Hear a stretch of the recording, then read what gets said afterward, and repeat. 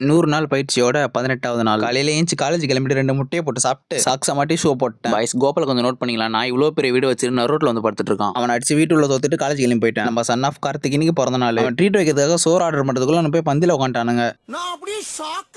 சரி ஆர்டர் பண்ணது பொறுமையா வரட்டும், எடுத்துட்டு வந்து சாப்பிட்டு முடிச்சிட்டோம். சோறு வந்த உடனே மனோகரம் அவன் கண்ணில் ஒரு ஒளி வட்டம். நாங்க எல்லாத்தையும் சாப்பிட்டு முடிக்கிறதுக்குள்ள லஞ்ச் டைமே முடிச்சிருச்சு. இவன் விட்டா கை விட்ட சாப்பிட சொல்லிட்டு கவரே கிழிச்சிருவான் போல. ஈவினிங் வந்து ட்ரைனிங் பண்ணலாம் பார்த்தா ஒரு பெரிய ரீசனால ட்ரைனிங்கே பண்ண முடியல. காலேஜ்ல இந்த வீக்ல ஸ்போர்ட்ஸ் நடக்கிற மாதிரி பேசிட்டு இருந்தாங்க. ஆனா இப்போ என்னன்னா நடக்காது அப்படின்ற மாதிரி காத்துவாக்குல பேச்சு போயிட்டு இருக்கு. அதை கேட்டு ரகம்லாம் செம டிப்ரெஷன்ல போயிட்டான். இப்போ கிரௌண்டோட கண்டிஷனுமே சரியில்லை. என்ன பண்றதுன்னே தெரியாம கவலையோடய கிளம்பி போயிட்டோம். இந்த ரணாலத்திலயும் ஒரு குதூகலம் மாதிரி ஸ்கோப் எடுத்து அவன் ஹார்ட்ல வச்சா சவுண்டே வரல. ஆனா வயிற்றுல வச்ச உடனே